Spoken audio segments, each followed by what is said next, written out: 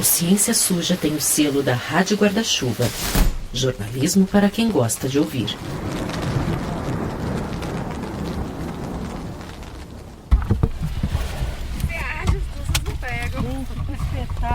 Meu Deus. Bem? Ei, bem-vinda. Prazer, Daniela. Tudo bom, Daniela? Bem-vinda, Daniela. Se você escutou o nosso último episódio, você sabe que foi bem aí que a gente parou. E, aliás, se você não ouviu, eu sugiro que você vá pra ele antes, porque as coisas vão fazer mais sentido.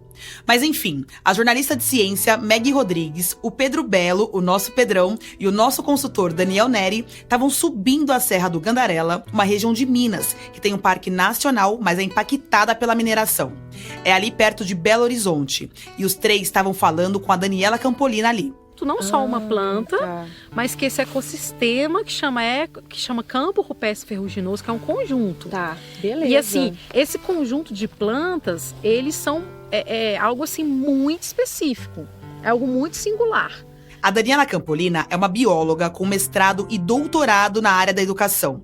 Ela também é professora da Escola Municipal Honorina Gianetti, em Rio Acima, um município a uns 40 quilômetros de Belo Horizonte. A Meg e o Pedrão tinham marcado uma conversa com ela lá no alto da serra e chegaram lá bem na hora do pôr do sol, que tava lindo, aliás. Tem foto desse momento nas nossas redes e no site. E a Daniela estava explicando nessa hora sobre a vegetação única daquele lugar, que é o Campo Rupestre Ferruginoso. E é rupestre, não é rupreste, nada a ver com meu sobrenome, tá, gente? Nessa região aqui que tem a canga, né, que dá até pra ver, ó, que ela tá vendo, ela é cheia de buraquinho. Se você escutou nosso último episódio, você deve lembrar que a canga é um tipo de rocha porosa que filtra água. E essa água vai parar em uma camada de minério de ferro logo abaixo da tal da canga. E é ali que ficam os chamados aquíferos de altitude. Por ser uma formação rígida demais, a canga em si não tem valor econômico para mineração e no fim do processo vira estéril, ou melhor, vai parar na massa de rejeito.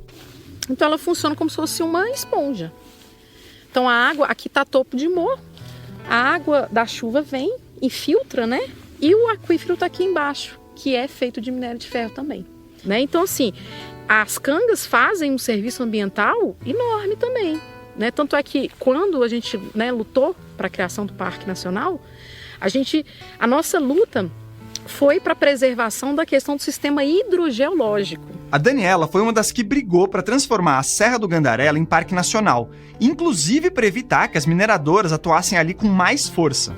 Então a rocha e o campo rupestre que está em cima, mas o serviço ambiental que essa rocha desempenha, ele é muito específico, né? E muito importante, porque é aqui de baixo que está armazenada a água que vai para o Rio das Velhas, que abastece 70% de Belo Horizonte e 40% da região metropolitana, né? E o interessante desse papo com a Daniela é que dava para ver como as mineradoras atravessavam praticamente todo o trabalho dela. Na minha pesquisa, inclusive, eu trabalhei sobre as controvérsias sociocientíficas e a mineração, mapeando os discursos, né? Que são o quê? Eu mesmo, enquanto professora da rede, eu fui obrigada a fazer cursos de formação de professores. Esses cursos, só para esclarecer, eram oferecidos pela Vale. Se eu não fizesse esse curso, eu perdi meu dia de trabalho, que eu já tinha trabalhado, inclusive, por causa dessas parcerias, que é um modus operandi da mineração. Então ela chega no município, já faz parceria com a prefeitura, já faz parceria com a Secretaria de Educação. Isso não é só aqui, né? Isso é algo que ocorre no quadrilátero inteiro e ocorre no mundo inteiro.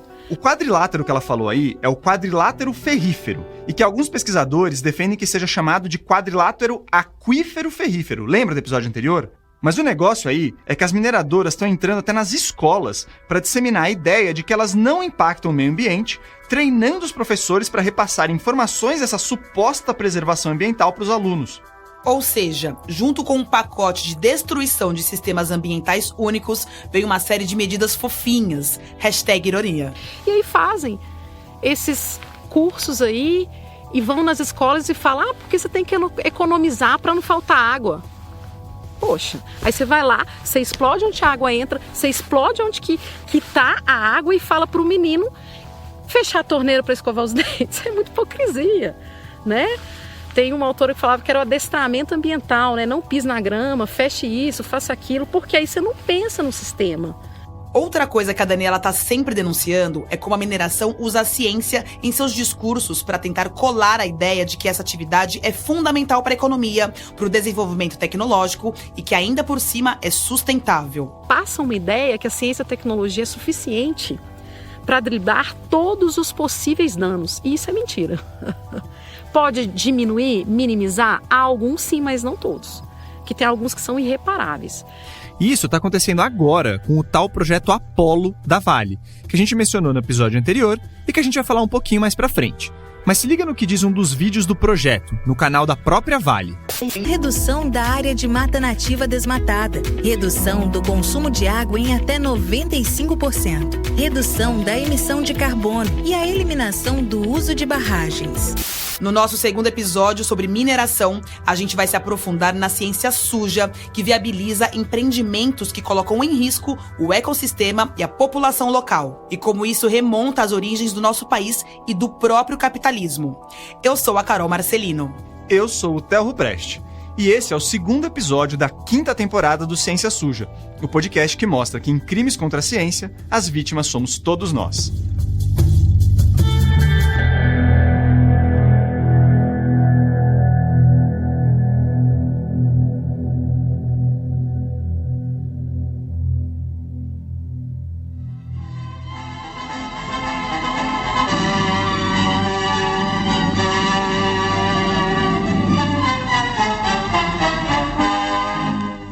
As minas da Companhia Vale do Rio Doce estão situadas no município de Itabira, na chamada Zona Ferrífera de Minas Gerais. Dia de festa, comemoração do Jubileu de Prata e pela primeira vez a presença de um presidente da República em Itabira.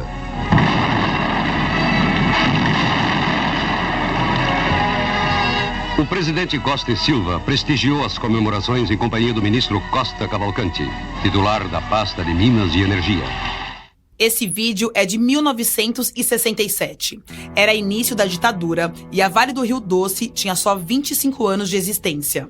Na abertura, o locutor diz que a empresa transformava ferro em ouro e celebra a Vale como um tesouro nacional. Ela fazia tudo, dava habitação, saúde e educação para os trabalhadores e tinha uma esplêndida equipe que fez do Vale do Rio Doce a magnífica realidade do presente. É um negócio impressionante ver a operação da empresa já naquela época. O trem Vitória Minas, que leva minério de ferro de Itabira até o porto de Tubarão, no Espírito Santo, tinha mais de 1,5 km de comprimento. 80% da exportação do minério de ferro do Brasil saía dali, de Itabira. A produção mensal era de 1 milhão de toneladas de minério processadas em máquinas imensas. Mas muita coisa mudou de 1967 para cá. Além de praticamente não ter mais Rio Doce por causa do rompimento da barragem do Fundão em Mariana, isso foi em 2015, a operação para extrair minério se expandiu muito. Só de minério de ferro, em 2023 a Vale produziu mais de 320 milhões de toneladas. Isso é quase 27 milhões de toneladas por mês. Ou seja, em 30 dias a empresa produz mais do que produzia em 2 anos lá na década de 60. E isso, gente, só de minério de ferro e só para Vale, que não está mais apenas em Itabira. Segundo o Instituto Brasileiro de Mineração, o IBRAM, no ano passado a exportação do setor minerário do Brasil passou de 390 milhões de toneladas, 378 só de minério de ferro.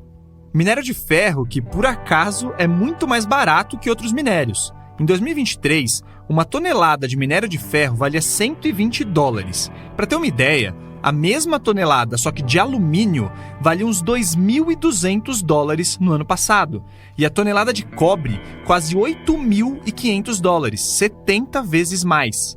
A própria tonelada da banana custa um pouco mais de $1.000. Ou seja, não dá nem para dizer que a gente está vendendo praticamente toda a nossa exportação de minério a preço de banana, porque é mais barato que isso. O faturamento do setor mineral no Brasil em 2023 foi de quase 250 bilhões de reais. Então, para ganhar essa quantidade de dinheiro vendendo minério mais barato que banana, você tem que cavar muito e vender literalmente montanhas e mais montanhas de ferro. Quando a equipe do Ciência Suja esteve em Minas Gerais, rolou uma conversa super interessante. Em portunhol fluente, com o cientista político Horácio Araoz. Diz aí, Meg. Olha eu aqui de novo, pessoal. Então, o Horácio é professor da Universidade Nacional de Catamarca, na Argentina, e é pesquisador do Conselho Nacional de Ciência e Tecnologia, o CONICET, também na Argentina. Ele estuda a relação entre mineração transnacional e colonialismo, e está passando uma temporada como pesquisador convidado na Universidade Federal de Ouro Preto. A gente chegou lá em Ouro Preto no comecinho da noite, depois de um dia inteiro rodando ali pela região. Eu sou de BH e amo Ouro Preto de paixão. Eu tenho parentes e muitas memórias afetivas de lá. E a cidade é linda demais, né, gente? Mas é justamente toda aquela arquitetura colonial que não deixa a gente esquecer nunca da presença e do peso histórico da mineração ali. Algo que Horácio explicou bem na conversa com a gente. Porque a lei de mineral, à medida que se vai extraindo, vai decrescendo. O Horácio também escreveu o livro Mineração, Genealogia do Desastre, o extrativismo na América como origem da modernidade. E o Daniel, nosso consultor para esses episódios, é fã número 1 dele.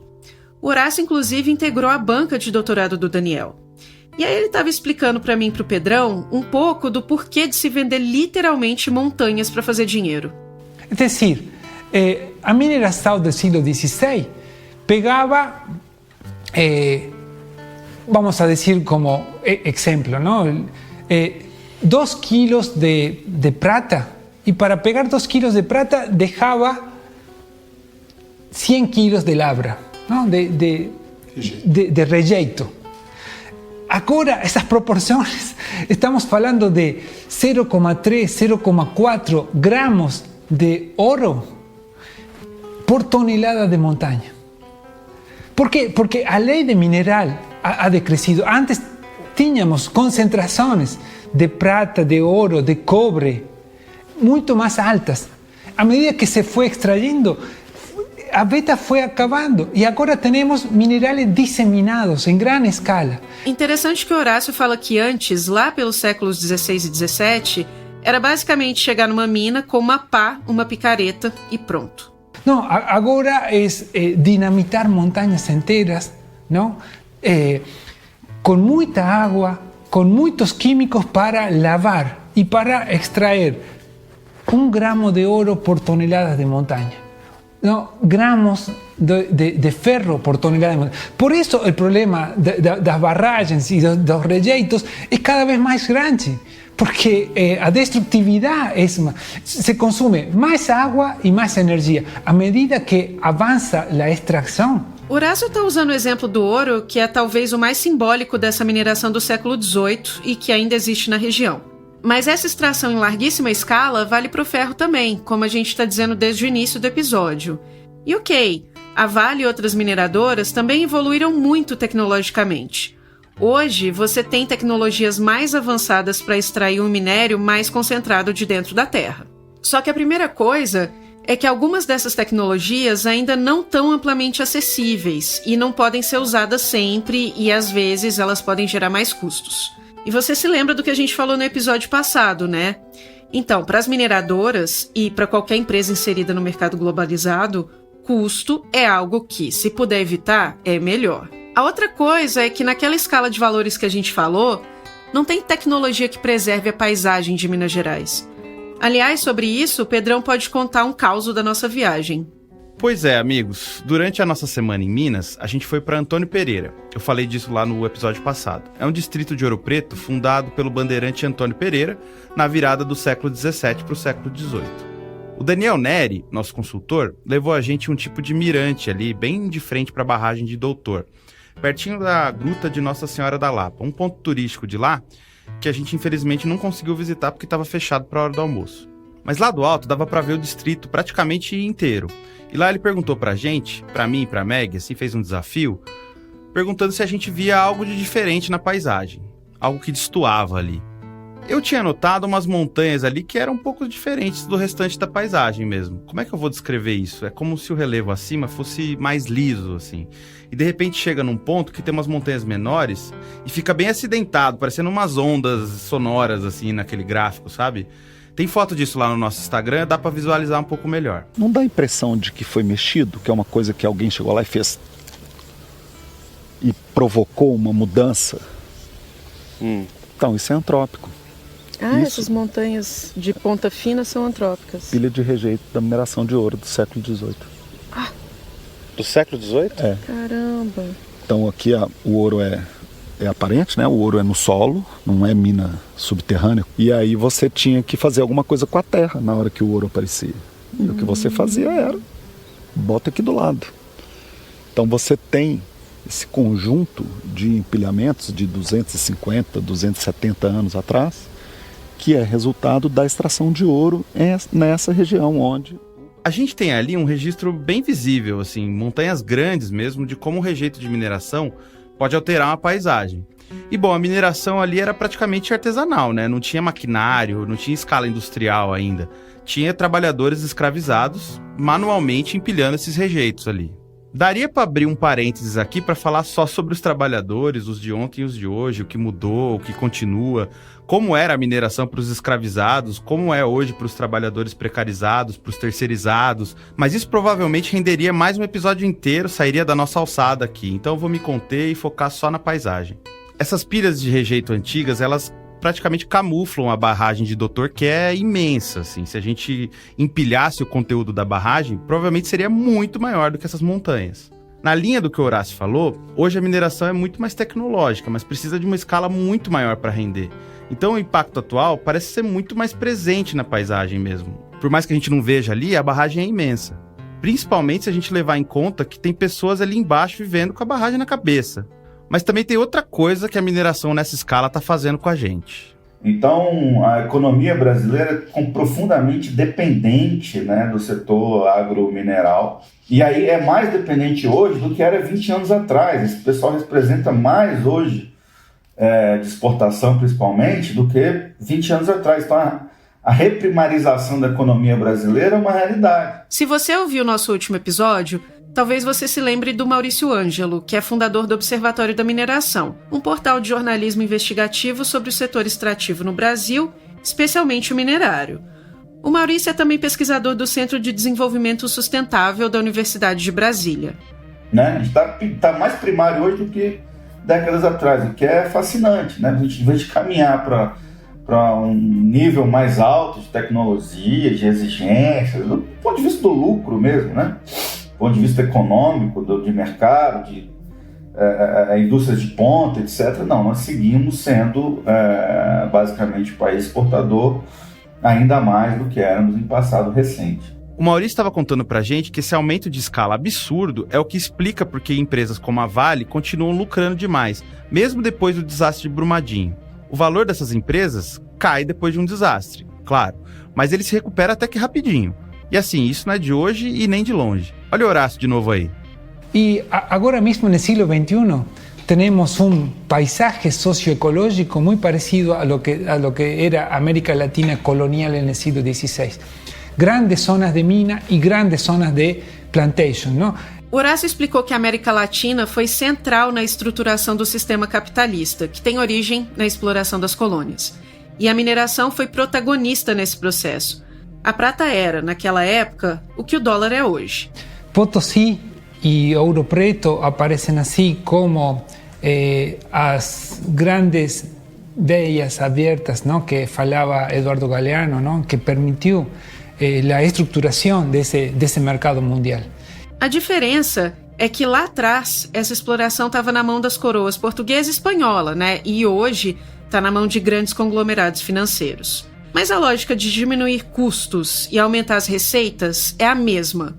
É claro que essa lógica de aumentar o lucro de quem está lá em cima vai impactar lá embaixo, no controle operacional, nas condições de trabalho, no impacto socioambiental, nas comunidades locais. Então o curioso é que, ao invés de ver uma mudança para um modelo econômico mais moderno, o que a gente viu foi um aumento desse extrativismo no Brasil, que ficou ainda mais intenso. É isso, Pedrão. A tecnologia avançou, as mineradoras de hoje parecem até outra coisa, mas a dinâmica é praticamente a mesma, só que turbinada. Quem ajudou a gente a entender isso, aliás, foi a Thalita Gantos. Ela é engenheira geóloga pela Universidade Federal de Ouro Preto e acabou de concluir um doutorado em geociências na Unicamp. Então isso basicamente é a mesma lógica do modelo colonial, tanto que muitos autores chamam de neocolonialismo, neoextrativismo. Claro, né, naquela coisa de como o capitalismo vai avançando, você vai tendo um avanço das forças produtivas e aí como que você extrai mais minério do que você extraía antigamente, porque você teve esse desenvolvimento científico, esse desenvolvimento tecnológico. Mas a dinâmica de como ele funciona basicamente é a mesma, porque é gerar impactos ambientais, impactos sociais, empobrecimento de determinados grupos, acumulação de capital na mão de outros. A gente precisaria de uma temporada inteira para explorar a relação entre economia extrativista e capital, porque o buraco é bem mais embaixo. Mas para nossa ciência suja aqui, o Horácio trouxe um ponto crítico.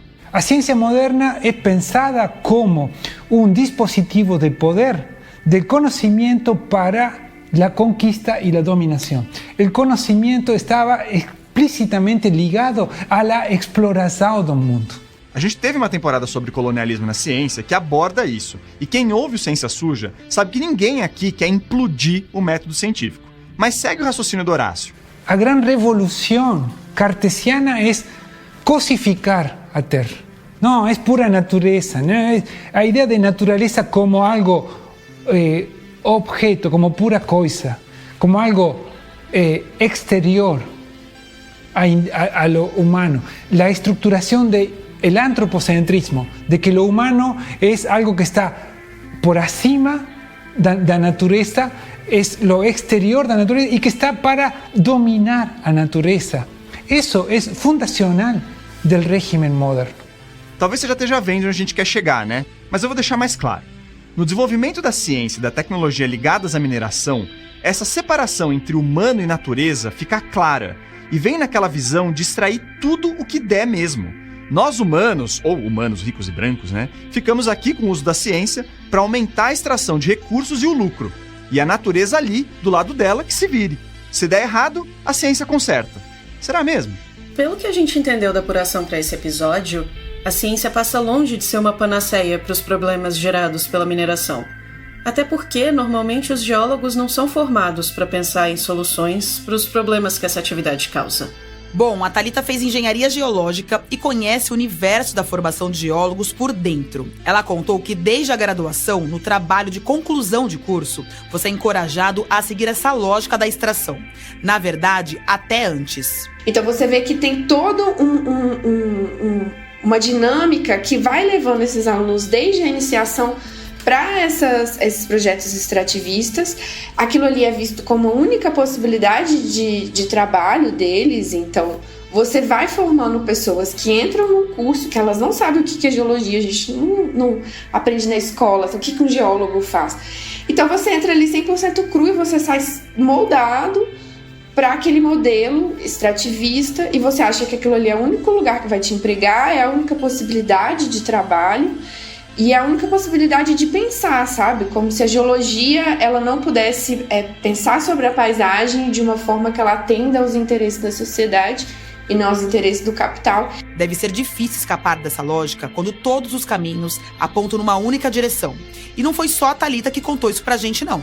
Então acho que isso tem um elemento que vai além dessa coisa do instrumental do dinheiro, né? É realmente essa ideia de uma visão de mundo muito própria da mineração e que faz com que eles fechem em si mesmos, que eles falem muito uns para os outros. Então, esse aí é o Bruno Milanês. Ele é engenheiro de produção, professor da Universidade Federal de Juiz de Fora e pesquisador do Núcleo Política, Economia, Mineração, Ambiente e Sociedade, o Poemas. Ele é mais um que apareceu no episódio anterior, falando sobre os modelos que relacionavam rompimentos de barragens com o tipo de minério ou o ciclo de commodities. Aqui ele contou pra gente dessa visão de mundo que começa na faculdade. Você participa de um congresso do setor mineral, seja acadêmico, seja comercial, todos eles estão sempre concordando, né? Você não tem muito debate, parece que é tudo assim convergindo e eles se sentem muito bem com isso. Porque muitas vezes as pessoas que estão fazendo as pesquisas não estão fazendo só porque estão sendo pagas para isso. Eles acreditam efetivamente naquilo que elas estão fazendo, porque sempre foi dito para elas que era assim que deveria ser feito. Pois é, a questão nem é só a lógica de formação de geólogos e pesquisadores. O negócio é que essa aliança entre academia e indústria pode ser profunda, a ponto de os interesses industriais interferirem na forma como a ciência deveria ser feita. A Thalita, por exemplo, contou pra gente sobre empresas financiando projetos de pesquisa em universidades. Ela vai financiar esses projetos de pesquisa para poder pagar esses recursos humanos por meio de bolsa de pesquisa, o que os professores vão achar ótimo, porque imagina, eles estão tendo dinheiro para o projeto de pesquisa deles e eles, depois que viram professores, já não se importam se os seus alunos trabalham de uma forma muito precarizada. Então, para eles tá ótimo, assim, tá tudo muito bem. E aí tudo que é produzido cientificamente em produto de artigo, tudo isso também fica na mão da mineradora, porque já escutei de colegas, por exemplo, eu precisava publicar um artigo, mas a mineradora não quer que eu solte o dado, justamente porque tá em fase de desenvolvimento, e aquele dado é um dado com valor. Dado com valor quer dizer que a empresa pode se aproveitar dessa informação e então quer manter o sigilo para se beneficiar sozinha disso, ou para evitar que seja freada de algum jeito. Difícil demais se você pensar que isso está sendo feito com recurso público também. E assim, eu sei que as bolsas de iniciação científica, de mestrado e doutorado que os órgãos de pesquisa oferecem, em geral não são suficientes para alguém viver e fazer pesquisa de boa. Faz tempo que a gente sabe do estado das coisas nas universidades públicas também. Elas produzem boa parte da ciência feita no Brasil, mas isso com o microscópio quebrado, com ar-condicionado estragado, com falta de reagente químico para fazer análise, é dureza. Até por isso, o investimento privado pode ser bom, ou deveria ser bom, sei lá. Mas o que não pode rolar é o Estado só levantar a bola para umas empresas cortarem. Deixa de fazer, por exemplo, criar um centro de pesquisa e inovação da própria empresa para poder investir em pesquisadores, não. Eles fazem uso da estrutura pública, de uma universidade pública, dos laboratórios, para pagar uma bolsa de mestrado, que era 1.500 até ano passado, uma bolsa de doutorado para esses pesquisadores desenvolverem pesquisas para essa empresa, num aparato público que vai ficar na mão delas, os dados ficam na mão delas. E ninguém tá falando aqui que a universidade deveria ser um campo angelical, 100% afastada da sociedade. Essa ideia de Torre de Marfim é pouco prática até nesse sentido. As universidades precisam de dinheiro e sei lá se esse dinheiro não pode vir da iniciativa privada de alguma forma. Eu até acho que podem, mas só que essas parcerias precisam ser, no mínimo, muito transparentes e com foco na sociedade. Sei lá, a objetividade da ciência, assim como no jornalismo, é uma busca inglória atrás de um santo grau. O cientista, assim como o jornalista, precisa deixar claro de que posição ele está falando, a partir de que ponto de vista, com quais interesses e também com quais recursos financeiros. Mas o difícil é que mesmo quando esses elementos estão na mesa, ainda dá para dar um chapéu nisso tudo e pintar tudo de verde. Ou melhor, usar ciência suja para isso, como bem falou o Maurício Ângelo do Observatório da Mineração. A ciência é sempre usada para validar o que a mineradora quer colocar em prática. Seja para invernizar os trás, esconder uma situação de contaminação, um conflito ambiental, enfim. A ciência está sempre presente nessas situações. Maurício, aliás, foi um dos que contou sobre uma prática até recorrente, que é a empresa ficar emitindo laudos para contrapor pareceres do poder público que às vezes travam suas ações. E isso tem até um apelido, é a guerra de laudos. Depois do intervalo, a gente fala disso.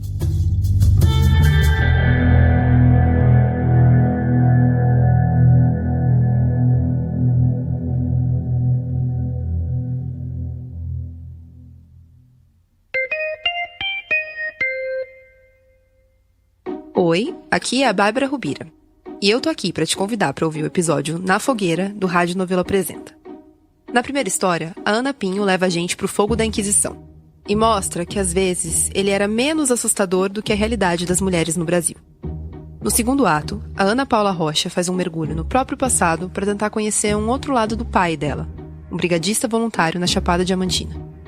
Quando terminar de ouvir o Ciência Suja, procura aí na sua plataforma de áudio ou no YouTube o Rádio Novelo Apresenta.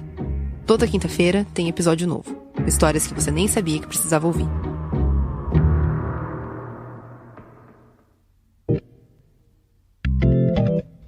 E antes de voltar para o episódio, eu queria agradecer ao Instituto Serra Pilheira por apoiar todo o nosso ano de 2024.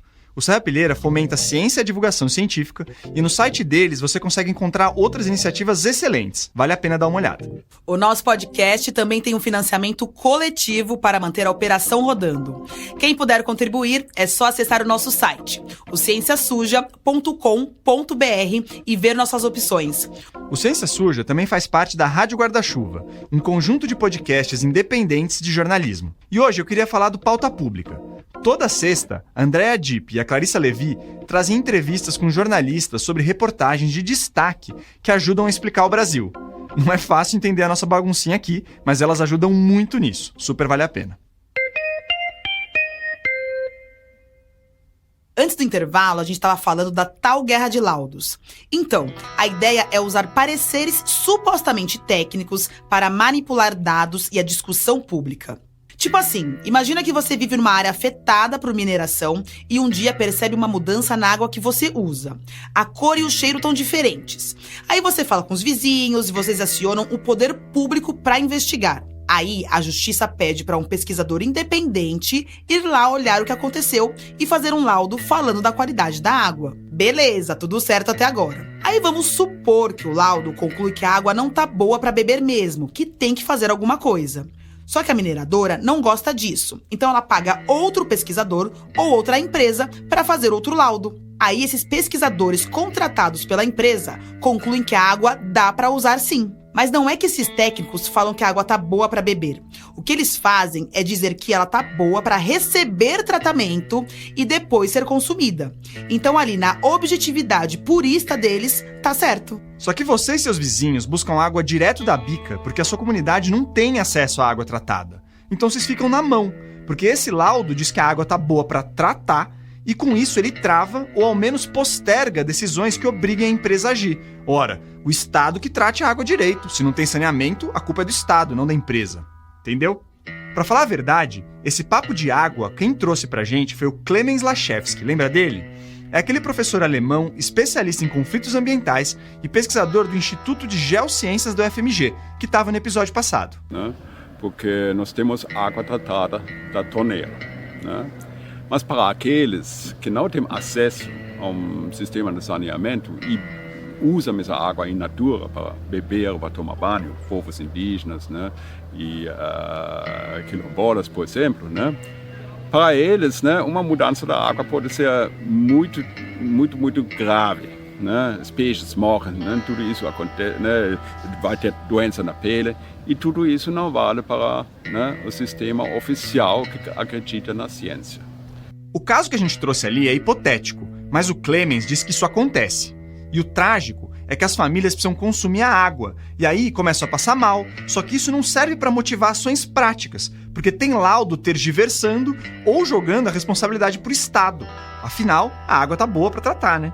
Nós temos grupos, né, que contestam, por exemplo, né, um estudo de impacto ambiental, né, e começam a fazer, né, laudo, um contralaudo, né? E começa, em princípio, né, um conflito permanente, porque as pessoas de fora não conseguem, né, entender os termos técnicos. Né? Isso é uma forma de deslegitimar grupos, né, que fazem críticas ao empreendimento, por exemplo. Né? É nesse conflito permanente que está a chave da questão, segundo ele. Se você não tem uma conclusão de que X causou Y ou que a ação de uma mineradora estragou a água que você usa, processos de reparação ou de contenção de danos podem se arrastar infinitamente. E mais, você não necessariamente precisa usar um argumento técnico para contestar um laudo com um resultado que não te agrada, tá?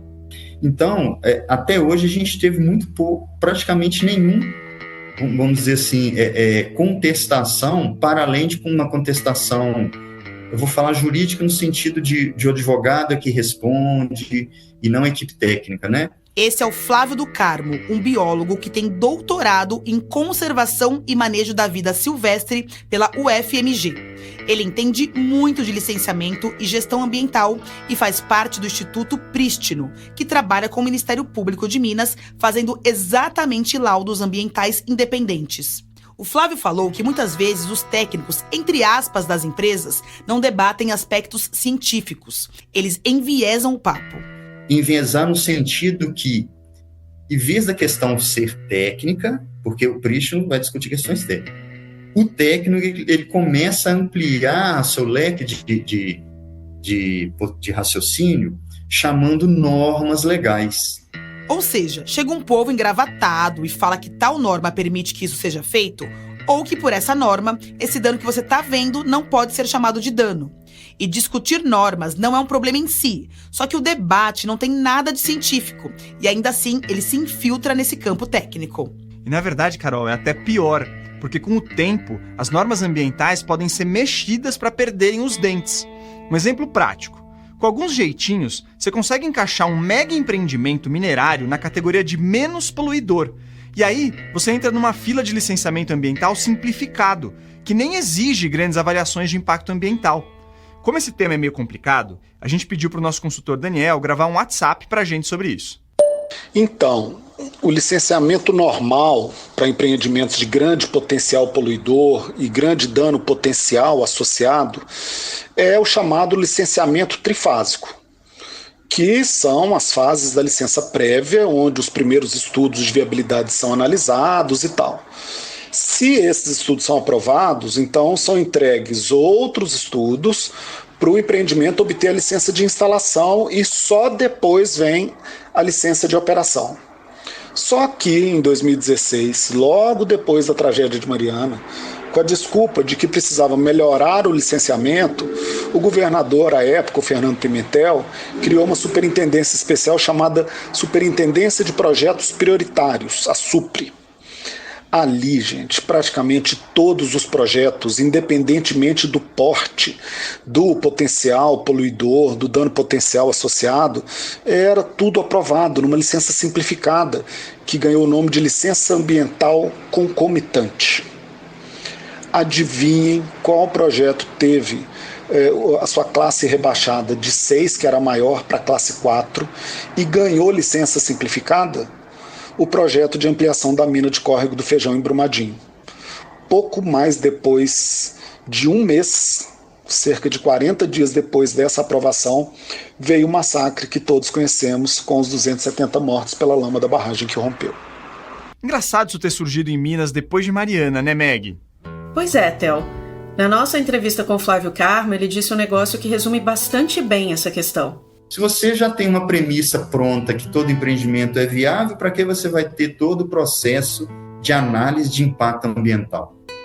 Né? Nenhum processo nasce viável. Ele nasce como uma ideia, um plano. O processo todo, com seus estudos, é que vai demonstrar ao final se ele é viável ou não, né?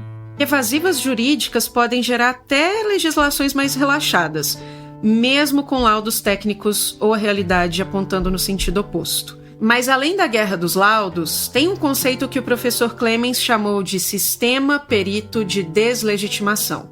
No contexto do rompimento de barragens, não é raro ver isso em funcionamento. A gente não falou antes, mas o Clemens também faz parte do grupo de estudos em temáticas ambientais, o GESTA, da UFMG. No GESTA, os pesquisadores também atendem grupos de pessoas atingidas por barragens. Sistema perito é uma noção de um pesquisador inglês, o Anthony Giddens, que fala, né, justamente sobre os laudos, né, que você acredita muito nos laudos. Nesse caso, eu falei isso sobre enquadramento das pessoas. Né? Sistemas peritos, no conceito do Anthony Giddens, são sistemas de excelência técnica ou competência profissional que organizam grandes áreas dos ambientes material e social em que vivemos hoje. Basicamente, é um conjunto de conhecimentos altamente especializados, ou, melhor dizendo, de pessoas e instituições que guardam esses conhecimentos e que ajudam a organizar a vida cotidiana. É por isso que você vai num oftalmologista se tem um problema na visão, e não no padeiro. Mas também você não chega no oftalmologista pedindo pão fresco. Isso é o sistema perito. Mas aonde entra a deslegitimação? A primeira coisa que as empresas fazem nesse contexto é deslegitimar as demandas dos atingidos e das vítimas. Então, para isso, eles usam estratégias que parecem científicas, mas não são. Ou seja, né, ao invés de ir no campo, ver, né, como as pessoas vivem, né, e correr atrás para resolver os problemas, para eles poderem retomar suas vidas, eles primeiro perguntam, né, você é um afetado físico ou econômico? Físico significa, por exemplo, alguém que morreu ou que teve a casa destruída. Aí não dá para negar, tem que reparar de alguma forma. Já o afetado econômico é aquele que teve o sustento afetado. Aí já é mais complicado de provar. Se você dependia da pesca no Rio Doce para alimentar a família ou como atividade econômica, mas não teve a casa engolida pela lama, como é que você prova que ficou no prejuízo também? Como é que você mostra que tem menos peixes ali e que isso foi causado pelos resíduos da mineração. Ou que não é você que está pescando menos. Eu confesso para vocês que esse conceito aí, que eu não conhecia antes de trabalhar nessa apuração, foi meio doído de destrinchar, sabe? Assim, eu acho que a maioria dos mineiros de BH, assim como eu, não tinha muita noção do perigo que essas barragens ofereciam, mesmo estando ali pertinho. Quando aconteceram os desastres de Mariana e Brumadinho, foi um grande sacode. Crescendo em BH, eu não tinha nenhuma barragem a 500 metros da minha casa, nem a muitos quilômetros. Isso nunca foi necessariamente um problema com que a gente se preocupasse, sabe? Daí, escrevendo esse roteiro, depois de ver aquelas cidades vizinhas todas, e tentando me colocar no lugar dos atingidos, eu acho que foi aí que bateu, sabe? E pensar que essas pessoas são vitimadas 2, 3 vezes por conta desse funcionamento de coisas. Você precisar provar que você não tem o que comer por conta de um desastre desse, sabe? No mais, a gente precisa levar em conta que essas pessoas que foram atingidas indiretamente, muito provavelmente não têm um contador para mostrar que o dinheiro deixou de entrar por causa do rompimento da barragem do Fundão, por exemplo. Quando tem uma comunidade quilombola, por exemplo, né? Alguém da comunidade quilombola faz uma entrevista, né? E o certificado, né, da Fundação Palmar ainda não foi emitido, a empresa fala que ela não tem legitimidade de falar. Ele não é quilombola, independente do conteúdo que ele fala. Que minha casa foi destruída, esse tipo de coisa, né? Não conta, simplesmente. Quem fala, né? Esse é um outro método, né?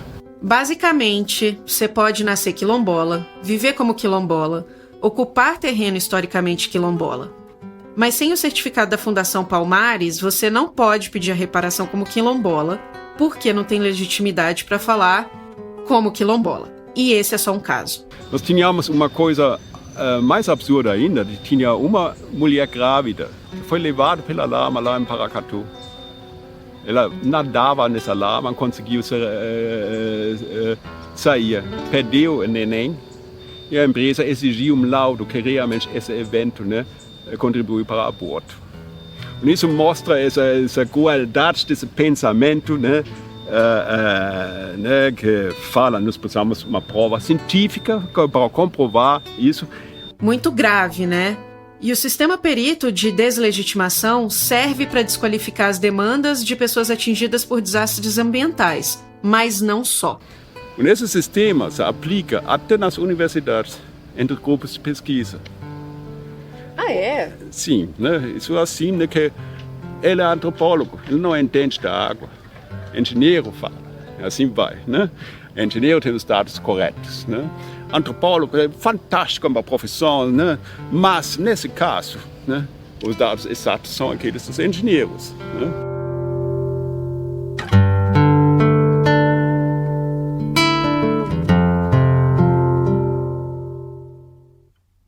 Mas, gente, calma. Apesar desse cenário triste que a Meg pintou, nem tudo tá perdido. Vamos voltar lá pro topo da Serra do Gandarela, naquela cena do início do episódio. A Daniela Campolina, a professora que o Pedrão e a Meg estavam conversando, é uma das pessoas que trabalha usando o método científico para contrapor essa lógica econômica disfarçada de ciência. A Daniela tem um papel importante promovendo atividades de educação ambiental com seus alunos em Rio Acima, município que fica a 40 quilômetros de Belo Horizonte.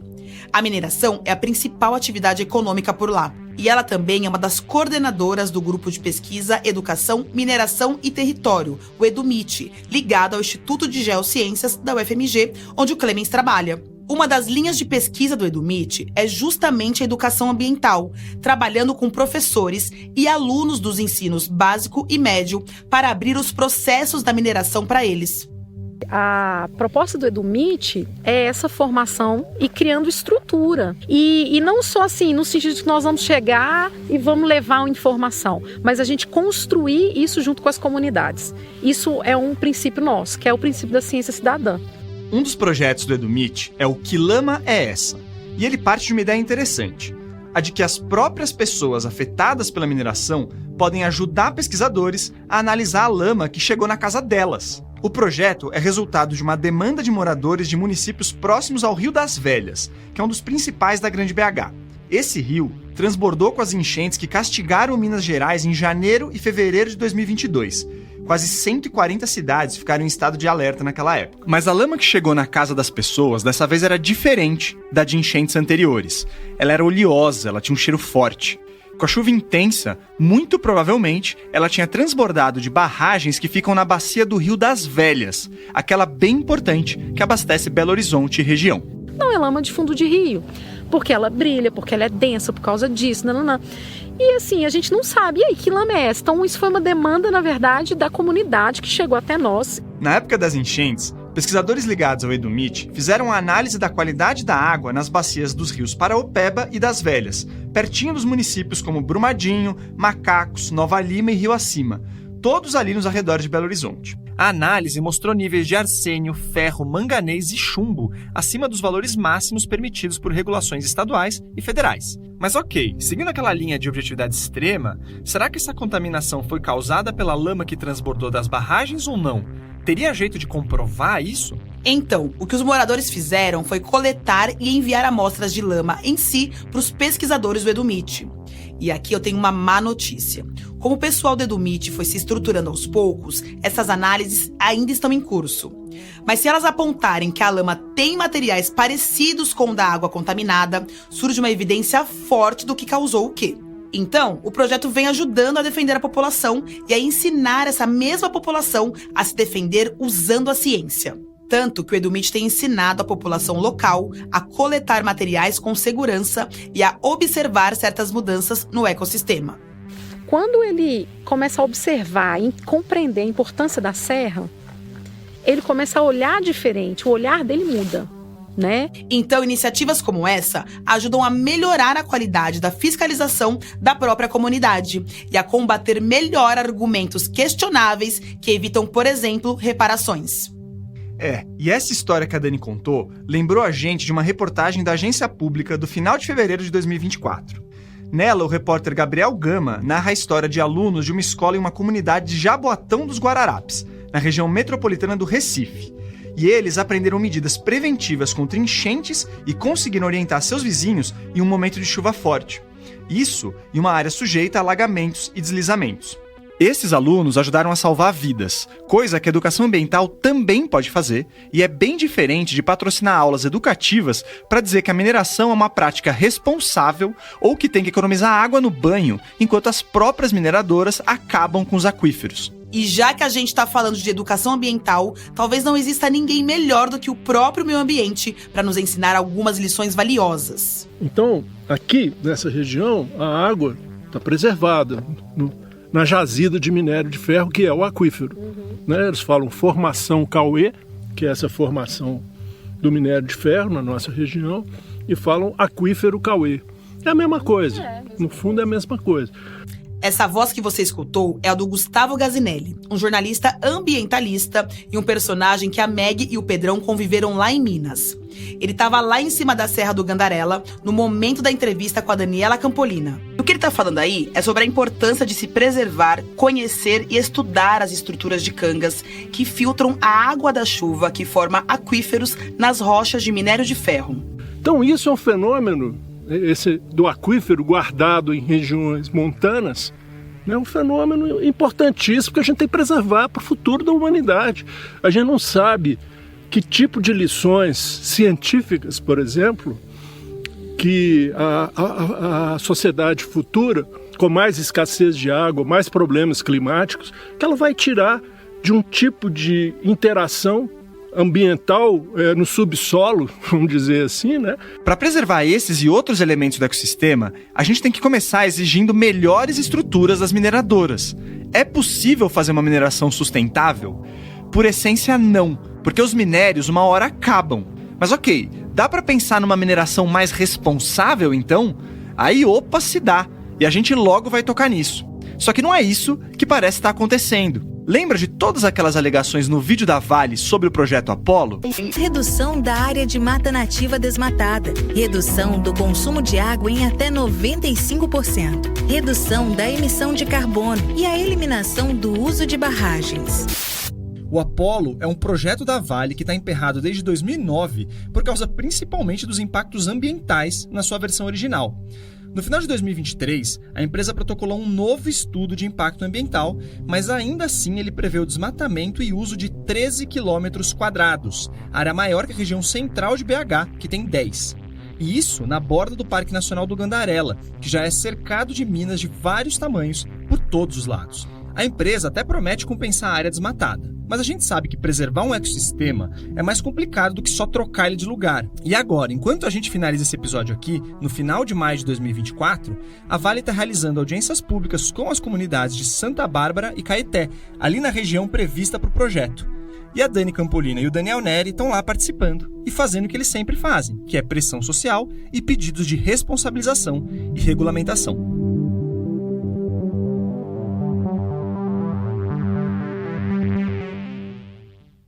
Quem trabalha com esse foco é a americana Jen Morrill, gerente da Earthworks, que é uma organização global que trabalha há mais de 30 anos apoiando comunidades que estão em contato direto com projetos extrativistas, como a mineração. A Jen é uma pessoa viajada, mas como ela não fala português, a nossa Mirella Lemos vai traduzir aqui as falas dela. I'm a campaigner, I'm an organizer, I'm an activist, I am not a scientist. Eu não sou cientista. Eu tenho a sorte de trabalhar com um bom número de engenheiros de Minas brilhantes que trabalham especificamente com barragem de rejeitos para entender os pontos-chave de cada situação. E então, eu faço conexão com comunidades locais para que realmente possamos pedir mudanças. And advocate for change. A Jen, inclusive, esteve em Minas Gerais no ano passado para apoiar algumas comunidades atingidas por barragens de rejeitos. E ela se impressionou com o cenário do estado. I think one thing that's very striking for someone. Uma das coisas que é impressionante para alguém fora do Brasil é ver como toda a cadeia de montanha na região foi impactada. Quando você está dirigindo por Belo Horizonte ou Ouro Preto, você vê que toda montanha tem um buraco, uma barragem, uma pilha de rejeitos. É muito impactante e dá uma visão preocupante do tamanho da luta das comunidades da região. The struggle of the communities on the ground there.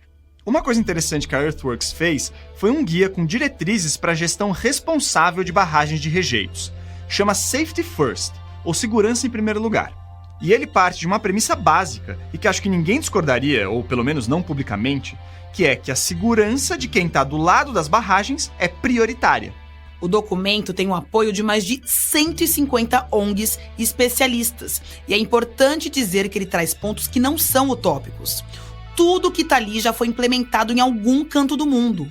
Então não dá para dizer que esse guia é irreal. São 17 orientações detalhadas, cada uma com várias especificidades, então não dá para trazer tudo aqui. Mas vamos destacar uns pontos. Fazer a segurança ser o princípio guia do projeto, da construção, da operação e da desativação de barragens de rejeitos. Banir novas instalações em locais que não permitiriam uma evacuação assistida por socorristas. Ou seja, acabar com essa história de zona de autossalvamento que a gente explicou no episódio passado, lembra? Assegurar a independência de revisores e pesquisadores que fazem laudos para garantir segurança e transparência. Exigir que a diretoria corporativa das empresas assuma a responsabilidade total pelos riscos, inclusive os financeiros, de falhas em barragens. Conhecer profundamente o território e as comunidades locais, criando sistemas de monitoramento robustos. Garantir e estimular a proteção de denunciantes e oferecer segurança e tranquilidade para que comunidades locais possam reportar reclamações. Considerar qualquer morte como um evento extremo que deve ser evitado. Então sempre se preparar para o pior cenário possível, como eventos climáticos extremos. Garantir o direito de comunidades afetadas dizerem não para expansões de barragens de rejeitos. Não parece radical, né? Mas a gente perguntou para Jen se alguma barragem de rejeitos que ela conhece no mundo cumpre todos os pontos propostos nesse material. And I wish I could give you an example. Eu gostaria de dar um exemplo de uma barragem de rejeito que cumpriu todos os pontos, mas não consigo. E também não consigo te dar exemplo de alguma jurisdição ou país que passou leis que entenderam todos os 17 pontos. Alguns cumprem algumas partes e outras partes. E alguns não cumprem nada também. At all, really.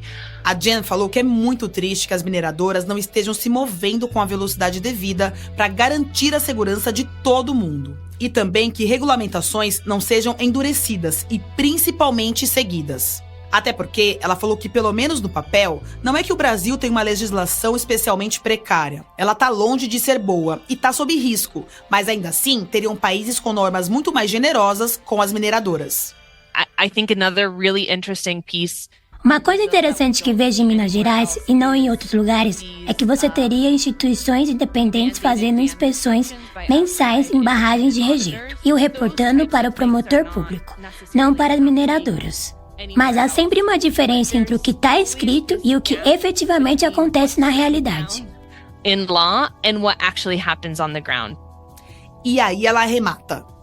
But my impression is that Minha impressão é que as pessoas sentem que estão em uma situação pior que os outros locais, porque estão experimentando violações de direitos humanos, degradação ambiental e danos para a saúde. Esses são problemas reais que, independente da lei, eles enfrentam todos os dias.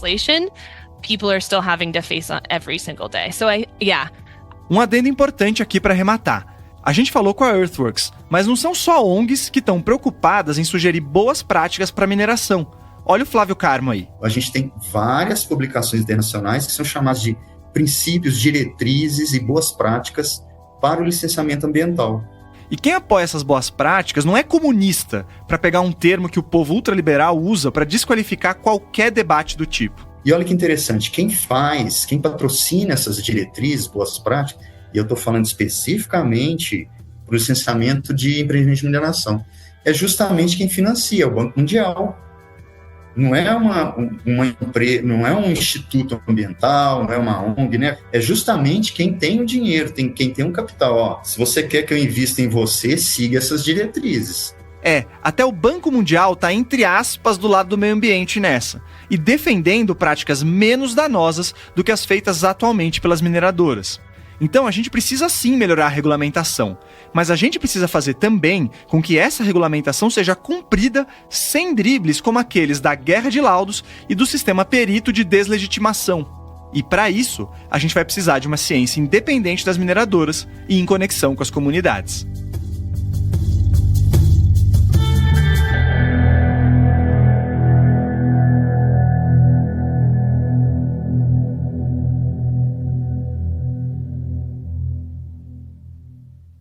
No episódio passado, o primeiro sobre esse tema, a gente citou por cima a MR Mineração, que opera a mina do Baú, na região da Serra do Gandarela. E eles responderam que, abre aspas, a MR Mineração não possui previsão de expansão de suas atividades para além da atualmente realizadas. Fecha aspas. A resposta completa a gente deixa no nosso site. A Vale, que foi citada nesse e no episódio anterior, respondeu indicando um release divulgado à imprensa sobre o projeto Apollo e direcionando ao site da empresa para informações sobre barragens e o trabalho de reparação em Brumadinho. E isso depois da gente ter mandado muitas perguntas específicas. Mas enfim, a gente vai deixar o link que eles passaram no site. Aliás, uma correção sobre o episódio anterior aqui. O distrito de André do Mato Dentro, por onde nossa equipe passou durante a apuração, pertence ao município de Santa Bárbara e não de Barão de Cocais. A 5ª temporada do Ciência Suja é apresentada por mim, Carol Marcelino. E por mim, Theo Rupreste. Nesses 2 episódios, a gente contou com a consultoria e a produção local do incansável professor Daniel Neri. Obrigada, professor, e parabéns pelo seu trabalho diário. Esse episódio foi produzido pela Meg Rodrigues e pelo Pedro Belo. O roteiro também é deles, com a minha edição de texto. O time todo deu suporte e fez sugestões para o roteiro. A edição de som, mixagem e masterização são do Felipe Barbosa. As trilhas originais são dele e do Vitor Mendes. Vitor, mais uma vez, obrigada por produzir uma trilha tão especial para esses episódios. As redes sociais e a nossa comunidade são geridas pela Mirella Lemos e pelo Pedro Belo. Esse episódio teve o apoio jurídico do advogado Rafael Fagundes. Ele foi gravado no estúdio Tiranossom.